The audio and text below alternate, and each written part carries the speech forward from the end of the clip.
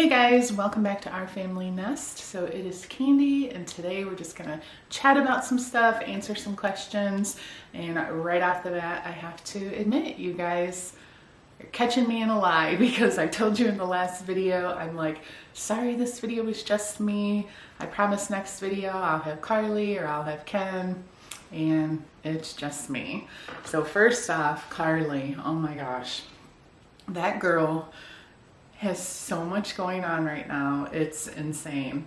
Primarily just with like YouTube, and she's got brand deals going left and right. Like every day she's been working on something.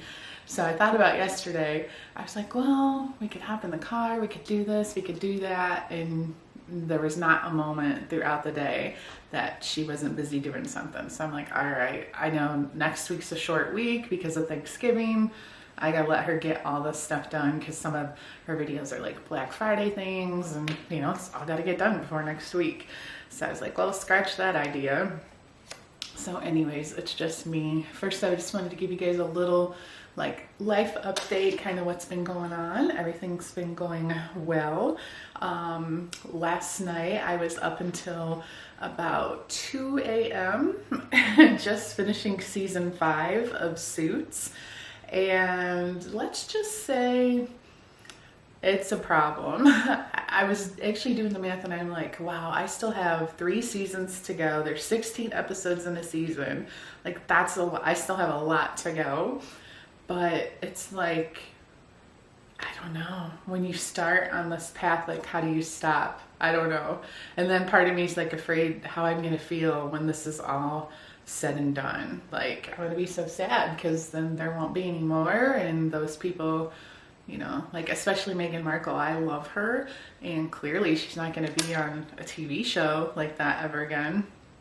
So yeah, I'm just enjoying it while I'm going through each episode. I do want to say, if you guys have watched that show, I was telling Ken the other night, this cracks me up, how there's no way this happens in real life, in the legal world, where every episode of Suits, they have these conversations where like something will happen, and instead of like saying, oh, did you hear what happened in court today or whatever, it's like, oh, I heard what happened, or did you hear what happened? And it's always like, yes, I heard.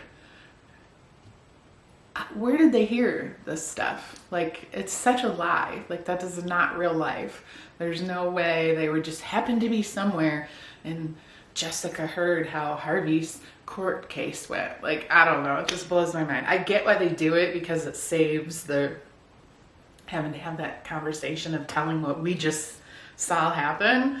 But I don't know, it just always, every time I hear it now, I just like chuckle inside because it's just such an overused concept in that show. Anyways, what else did I write down?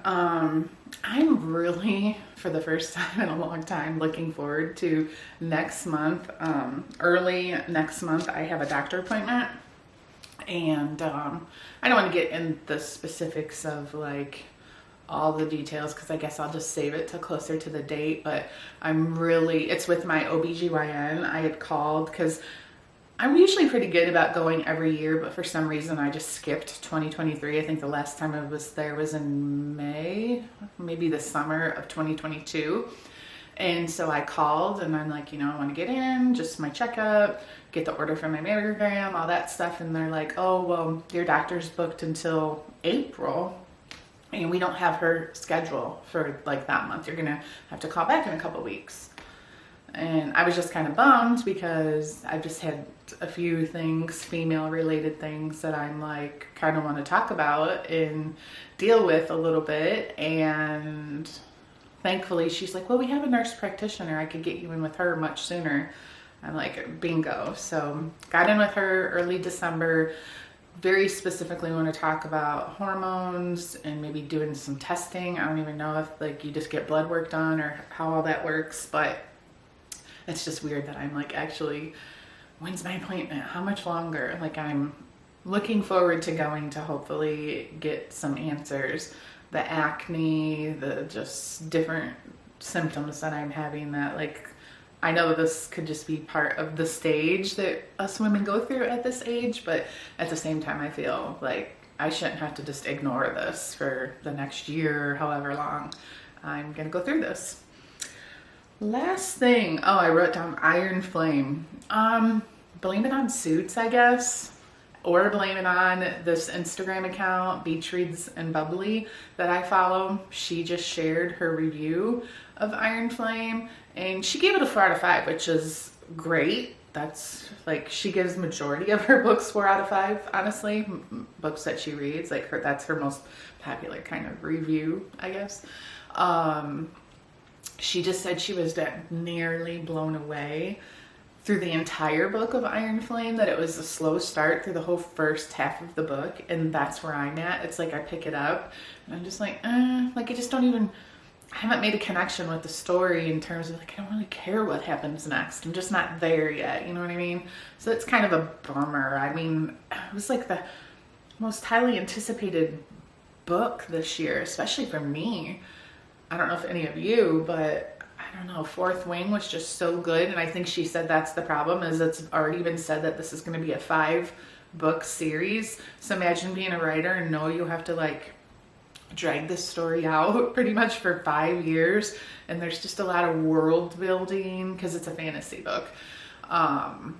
Just things that you talk about that when you're more of like a romance reader and you're looking for that romance piece in a fantasy book, you kind of just like gloss over because you really don't care about like who's on whose side and what the cities are called. And, you know, like when I read it, I visualize it in my mind and it helps, but I couldn't tell you the name of any of the places where they are, you know what I mean? Because they're always these complicated words that you're just like, yeah, blah, blah, blah, whatever. So yeah, that's kind of a bummer, and it's kind of made me like not really read at all lately. If you follow me on Goodreads, it's just like my reading just came to a halt. But again, when I'm not like working or doing other things, cleaning, running errands, you know, living life, I'm watching Suits. So I guess until I probably get through it, which I'm assuming will probably take me, I don't know. I feel like I've gotten through 5 seasons pretty quickly, in a couple weeks maybe. So we'll see. I'm gonna go to the questions on Instagram.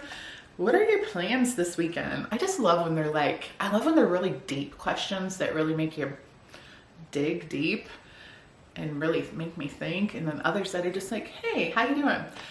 Plans for this weekend? Really nothing, honestly. Looking forward to next week with Thanksgiving, having all the kids together. Like, you guys know me, I live for those moments. Next weekend, or next week, when Andrew comes in town for Thanksgiving, he's gonna be here on Friday. And he's having like a Friendsgiving thing that'll be here at our house. So that means we'll have yummy food on Friday too, because it's at my house. I'm gonna enjoy it. I'll just have to, once everybody gets their plate, we'll just sneak out and see what there is, because I'm sure like all of his friends are probably like bringing a dish or whatever.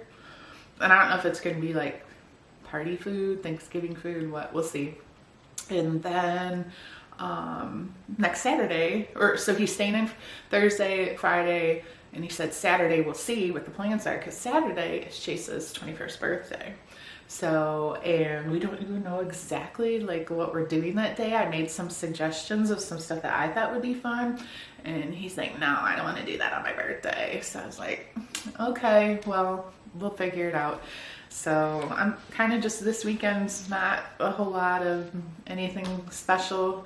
It's supposed to be rainy and kind of not so great, I think. I don't know. Or no, wait, I think it's just supposed to rain today and then be nice through the weekend. Honestly, this weather has been annoying the crap out of me, because we're middle of November and like, oh my gosh, guys, this is bad. I've been keeping our heat at 66 in our bedroom, which can be kind of cold, honestly, but especially when you're sleeping, I would just rather be cold and all snuggled up.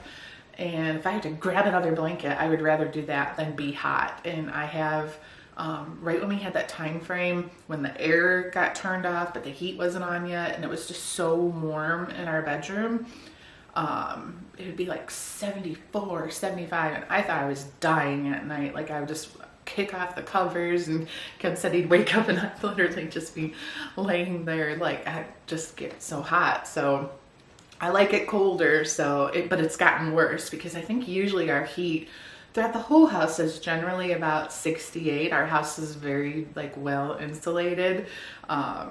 We don't really have to have the heat that high, because I remember at our old house we were like 70, 72. So yeah, about 68, 60. This is the first time I've ever had it as low as 66. Well, when it's been warm like it has been like through the day here lately, which is so annoying, the heat's not turning on clearly, but like in our bedroom last night it was 70 degrees, and I'm like, come on, I want to be cold. I'm not like, I love this weather, fall weather, because usually it's like 70 and then 40. So we've had a ton of like 60-degree weather, which I love during the day, but at night I just want it to be a little bit cooler, just if Mother Nature's listening. This question is funny. Well, I don't know, I said funny, but it's a good question. What is the meaning of life? You know, I think clearly, like anything, for every person, the answer would be different.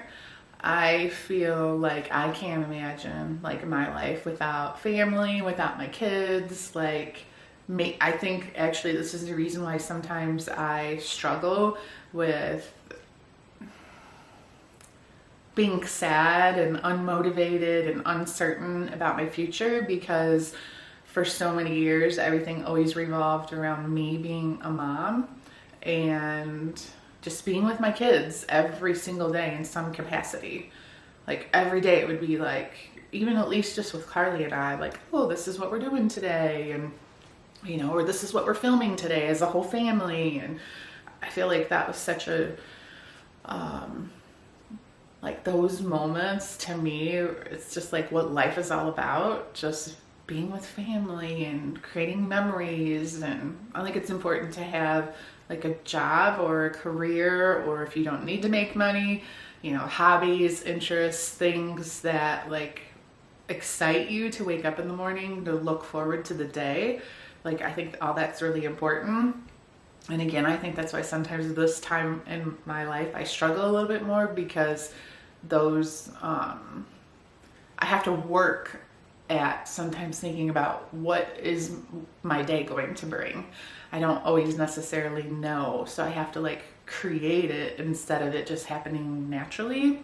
So, but I like can visualize in my mind like 10 years from now what life will be like, with all the kids potentially married and have children of their own. And you know, my mom has always been really involved in my life and my family's life and getting together and experiencing things. Like I just know like that's how I'm gonna be and Ken's gonna be, like. And I see other people, like friends and stuff that I have even on like Facebook and stuff, like real life friends, what their lives are already like with grandkids and weddings and, you know, all that kind of stuff. So clearly the meaning of life to me is family, experiences, enjoying it, making sure like you're enjoying it, but also like, I'm along the lines of work smarter, not harder. And I think Ken and I clearly, with, you know, us not having traditional jobs, we both feel that same way. And yeah, I mean, the meaning of life to me is obviously happiness is the first word that I can think of. But just enjoy life too. Not just work so hard to be happy, but like enjoy the process, smell the roses type thing. Okay, how do you stay optimistic? Ooh, kind of all flowing here. Honestly, I'm not probably as optimistic as I appear in videos. And it's not that I'm fake, because I don't think about, what should I say? How am I gonna, you know, lie about this or be fake about this? But I do sort of feel a sense of, when I turn on a camera, like, be optimistic. So to answer that question, what I find interesting is my career, if you will, of being on YouTube, of being on social media.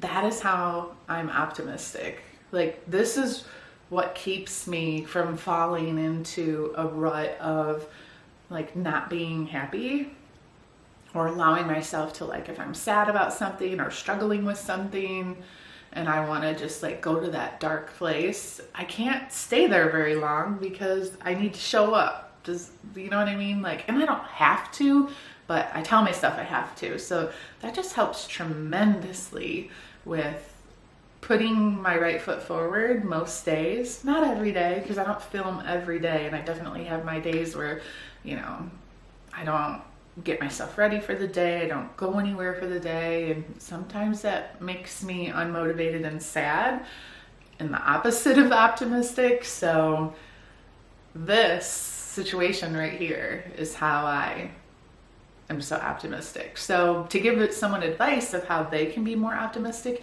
is find situations in your life that push you to be optimistic, whether it be certain friends that you hang out with, like they bring out the best in you, or, you know, they just say you're hanging out in your bedroom a lot and you're just not motivated, you're not going anywhere, you're not doing anything. Reach out to the people in your life that like bring that out in you. Like, you guys are just kind of like that for me. You need to find your own group of people, whether it be your family, your spouse, your kids, whatever. You have to figure out what that is for you and bring that into your life as much as possible, because that, like, sometimes you can't do it alone. You need other people. I just think as humans, that's how we're built. We need that interaction, and I don't know. I'm just the type of person, like, my thoughts and feelings bounce off other people. I'm that person who never wants to like make plans and go do anything, but when I'm with other people, like my friends and family, I'm the happiest. So, all right, blah, blah, blah, blah, blah. I feel like I could just go and talk about the same thing the whole entire time. When you were younger, what did you want to do as a career? When I was like young in elementary school or even high school, I don't remember in elementary school, take that back. I'm sure I wanted to be a veterinarian like so many other young kids who, because I just loved animals, I always have.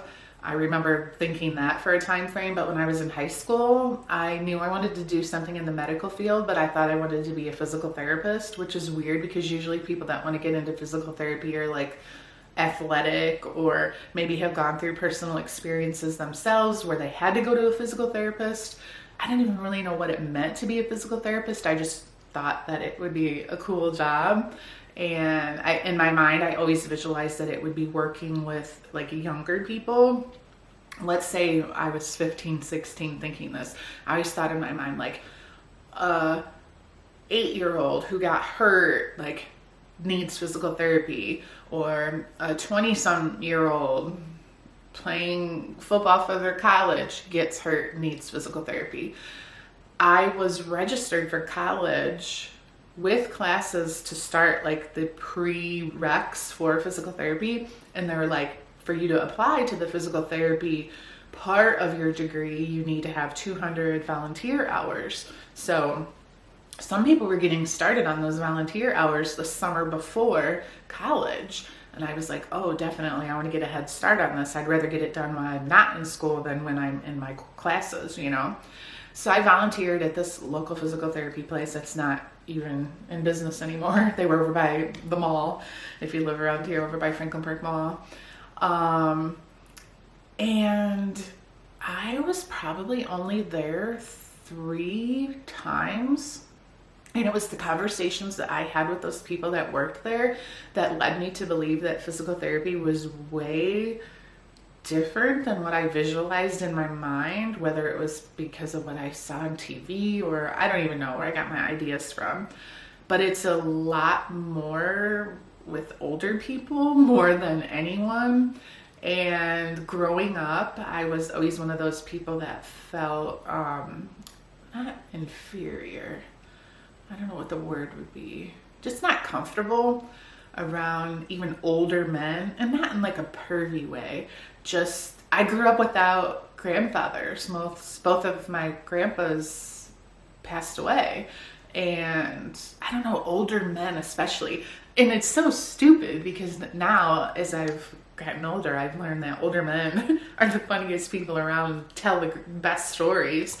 But back then I just always felt uncomfortable, and I thought in my mind, like, how am I going to be a physical therapist to like a 50, my age now, 50-year-old man? I'm going to just be so nervous and I don't know what to say, and how do I was very introverted. So really, honestly, what changed my mind more than anything was fear of what is this job really going to be like, on top of the fact that you had to have such good grades in college to get accepted into the physical therapy program, because they only took, I don't remember the number, maybe like 25 students from the University of Toledo and 25 students from, I think it was Bowling Green, to do your 3rd and 4th year of college to get your physical therapy degree.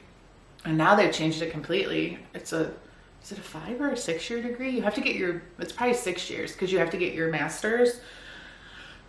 They've even made it even more difficult. And so, yeah, I was like, that's not for me. I'll be a nurse instead. My grandmother was an LPN. LPNs were like a thing back in the day. People would do that instead of RN. I'll just be an RN. I'll go to college for that. I'll still be in the medical field. And again, one thing that I always think about and tell people is it's so hard. Like, I was 17 years old when I graduated from high school. How the hell did I know what I wanted to do with the rest of my life? I can barely figure out now what I want to do with the rest of my life. It's so much pressure to put on someone at such a young age when how are you supposed to know what, So yeah, I've talked about this in other videos before, but I got 3 years into the nursing program, failed my final exam. I got an A on the clinical part, which is where you're, out in the hospitals, giving shots, passing meds, patient care, all that stuff. I was great at that. I was not, like, when you had to take a test and the last test was on oncology, I had to study. Things did not come easy to me. I wasn't just naturally smart. And I just failed my final exam. So I was going to have to retake the course, like that whole semester. So then all of the people that I was in clinical with were moving forward without me. There were other people that failed too. I do remember that. But yeah, it was a really difficult thing to go through. I mean, I felt like I failed. Well, I did fail, but I don't know, it just made me reevaluate, like, what do I even really want to be a nurse? Because when we had to assist in surgery, the one day I almost threw up. I got so hot and so nervous.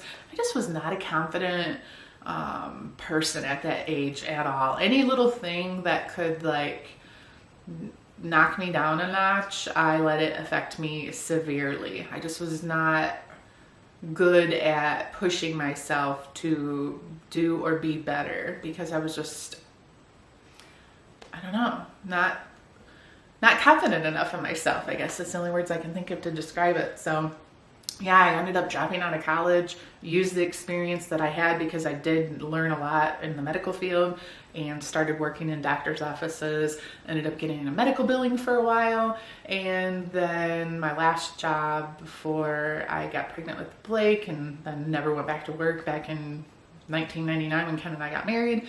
And then Blake was born in 2020. My last, I think it was like year and a half, was managing a physician's office. So I still did kind of like work up the chain, and my last job was a good job, a good paying job without a college degree. So, I don't regret that whole process, because it led me to what was my career at the time. But yeah, sometimes I chuckle to think like that I thought I could be a nurse, because even today there are things that there's no way I could do that nurses have to do. So if you're a nurse or you want to be a nurse, I praise you, because you're amazing. So, how many jobs have you had? Wow, these questions are just like flowing so naturally. Okay, so when I was in college, I worked at a hospital. My first job was working in the dietary department, where I would pass the trays of food to the patients when I was 16 years old. I did that for 9 months. And then I took a promotion, or applied to the dietary office, which was more all office work. So I did that all through college. So then when I dropped out of nursing school, my first job was a secretary at a internal medicine office, like working the front desk, answering phones, checking in patients, checking out patients. And I did that for 9 months. So I had this thing with this 9 months. Then an opening came in the billing department. So then I was no longer like in the front doing any sort of patient interaction. It was all like in the what we call the back office, which was with the office manager, me doing medical billing, and one other girl doing medical billing for these 4 internal medicine doctors. So I did that. I remember all through Andrew's dad and I getting married, and even me being pregnant with Andrew, because I remember those office girls having me like a little baby shower, little wedding shower. So right there for quite a while. Don't remember exactly how long. And then after that, then I was more, working up the chain. Sometimes you get in that position with your career that the only way you're going to make more money is to take a different job. So I was on the mission to just keep making as much money as I could. So I worked at an OB's office for a while, all doing medical billing. I worked at an allergy doctor's office for a while, a cardiology practice for a while. And that would have been all from like, let's see, Andrew was born in 95. So this would have been anywhere from like 96 when I quit the internal medicine practice until, oh wow, that was like four years. Because Ken and I got married in 99, and I got pregnant with Blake and quit my job shortly after. And I haven't gone back to a traditional job since then. So I can't believe that was a lot. I must have changed jobs pretty. OB, allergy, cardiology, and then office manager. Well, 1 job per year. That's probably about right. Every year change jobs. But yeah, I mean, it worked. And if I think like back then, like my management job, like without a college degree, I was making pretty decent money. So anyways, and so then Ken and I, so I didn't work for many years. I was a stay-at-home mom, did not really work at all until 2007 when Ken and I started the physician recruiting company. And I just worked for him like part-time, really. It wasn't like I was nonstop. And then eventually I started YouTube. I started kind of just dipping my toes in YouTube back in like 2010, 2012 is when I started getting serious about it. 2014 is October 2014 is when we started making videos every day, and I made videos every day for 6 years. Then I cut back to like 5 days a week. Then I cut back to 3 days a week, which most of you that are still here watching are probably most familiar with that. And it hasn't been until most recently when I started working on this digital marketing stuff that I was only doing now 2 days a week. But I think I want to go back to the 3 days a week. I think I liked Monday, Wednesday, Friday better than the Tuesday, Friday, but we'll see. That's something the gears have been spinning in my head. Like, should we go back to 3 days a week? So that's on my jobs. If you could live anywhere, where would it be? Probably Georgia, South Carolina, North Carolina, Virginia, like that vicinity. Somewhere where it's not way down south, where summers are annoying because it's so hot, but like good weather and not snow and not super cold. Somewhere in there. Obviously we could do that, and we've talked about this a gazillion times, but my kids are just at that point in their lives that they're like, I'm not moving. I don't want to go. I don't want to live there. So I told Ken we'd end up moving. It would be fun for like 6 months, and then I would be in deep depression because we live here and our kids live here. So it's like, what's the point? So it's weird because I sort of feel like, yes, the decision is ours, but is it really? It's really my kids' decision where they all end up. Okay, next question. Were you surprised when Andrew and Corey got back together? No, not really, because I think even the times when they were broke up, it was kind of like when Ken and I were broke up, they never really, I'm sure there were probably time frames because the way I went through it was way different than they went through it. I'm sure there maybe were weeks or maybe even months that they didn't talk, but I don't know. I'd have to ask Andrew this question or Corey this question, like what was the longest time frame you went without talking? But from my side of it, my experience is like I would talk to Andrew, and even though they weren't back together and they weren't dating, they were still talking. So I don't think they went very long with like not being in each other's lives in some capacity. So could I tell that Andrew was having a hard time letting go and she was having a hard time letting go and they were probably going to circle back to each other? The possibility was always there. So when it was kind of like, oh, well, we went out to dinner.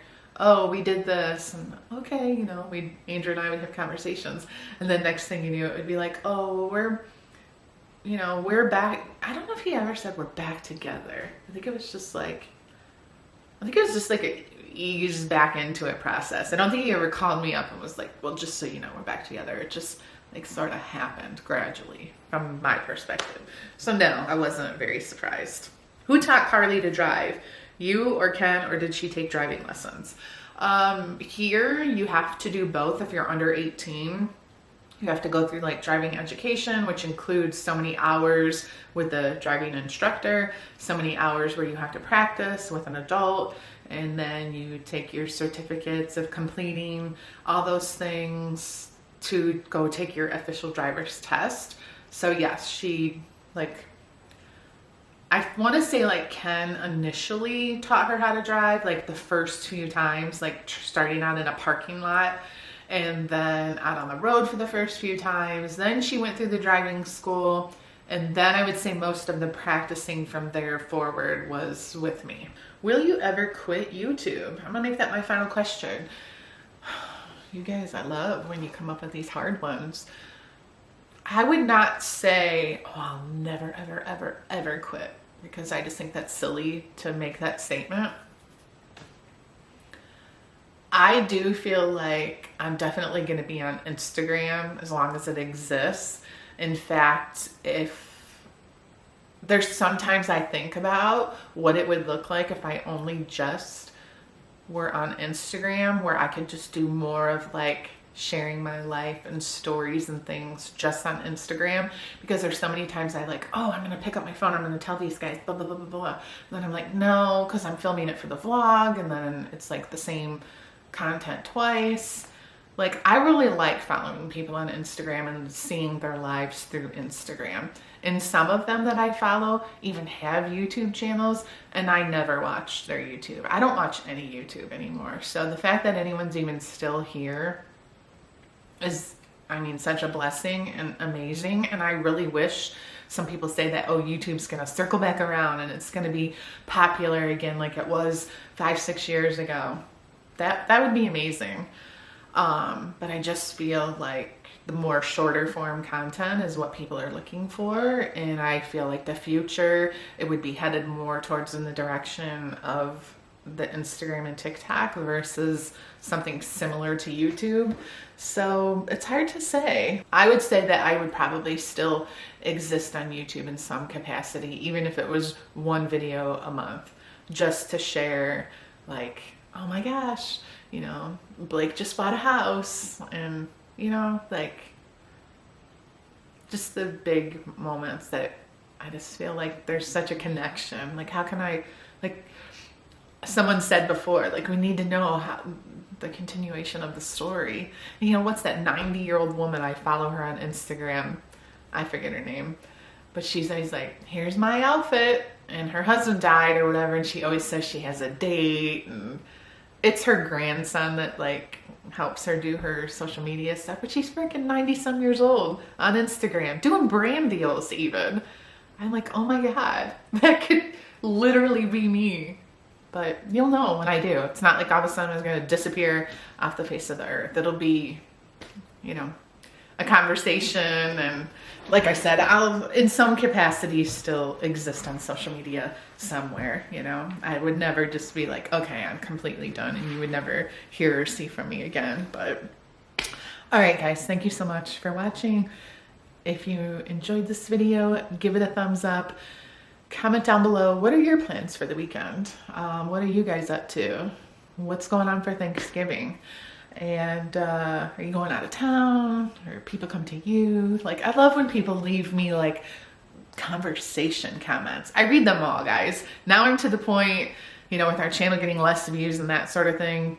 Back in the day, it's weird to say that. Back in the day, yeah, there were times that I never read the comments. Well, not never, but you know what I mean? Like, I'd read that day's comments. That's all I could keep up with. Now I go to the YouTube app, click on comments, and when people leave comments, I see them all, you know, even the ones on the old videos, which is crazy. I don't reply to all of them by any means, but I do read them and enjoy that a lot. So thanks, guys. We'll see you next week. Make it a great weekend, and see you later. Bye.